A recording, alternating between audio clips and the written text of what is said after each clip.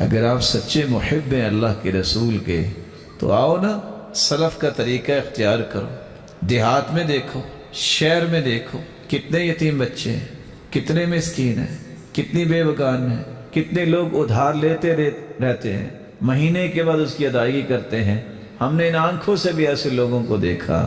Shop پہ جاتے ہیں، اچھا یہ فلاں گھر سے کون سودا لینے آتا ہے، کتنا اس کا حساب بنا ہے، اچھا اتنا بنا ہے، اچھا ایسا کرو ادائیگی میں کر رہا ہوں، میرا نام بتانے کی ضرورت نہیں، ان سے کوئی پیسہ نہیں لینا کیونکہ ان کا والد فوت ہو چکا ہے، نہ جانے ان کی حالات کیسے ہیں، ادائیگی میں کیا کروں گا، ان کو سامان دے دیا کروں.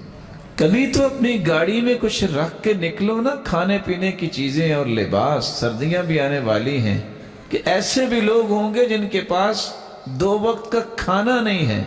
محبت کے نعرے لگانا تو بڑی جو ہے وہ سعادت سمجھی جاتی ہے. کبھی ان کروڑوں روپے سے کسی غریب کا گھر بھی بنوایا؟ کبھی کسی نے محبت میں آ کے اللہ کی رسول کی بات مانتے ہوئے کسی یتیم کی کفالت بھی کی ہے؟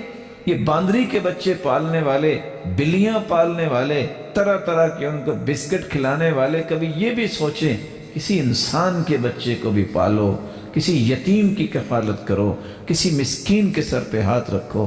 اللہ کی قسم اگر آپ کے سامنے میں وہ قصے بیان کروں تو آپ روئے بغیر نہ رہ سکیں.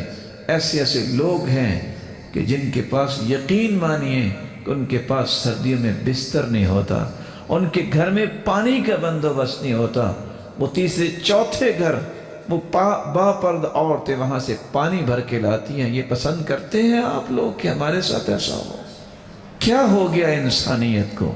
صرف اپنے ذوق پورے کرنا اور اللہ کے رسول کی محبت کے جو سچے دعوے ان سے دور رہنا، یہ محبت ہے؟ معاشرہ تو وہی ہے جس میں ساری محبت کا دعویٰ کرتے ہیں.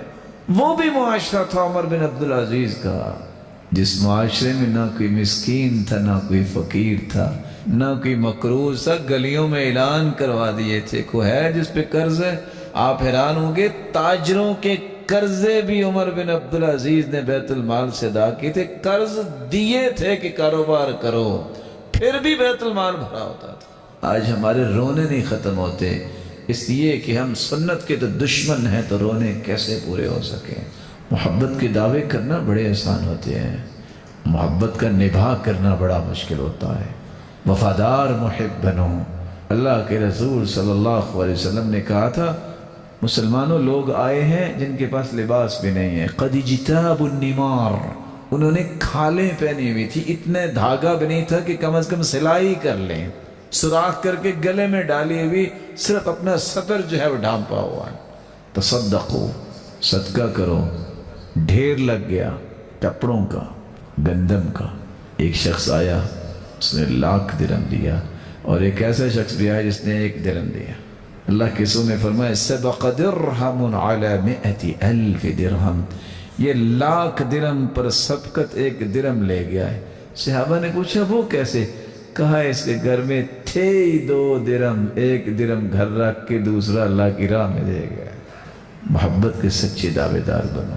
میں آپ سے نہیں کہوں گا لیکن آپ اپنے آپ پہ سوچئے، اللہ کے رسول نے تو پوری زندگی سنتیں نہیں چھوڑی، میری محبت کون سی ہے؟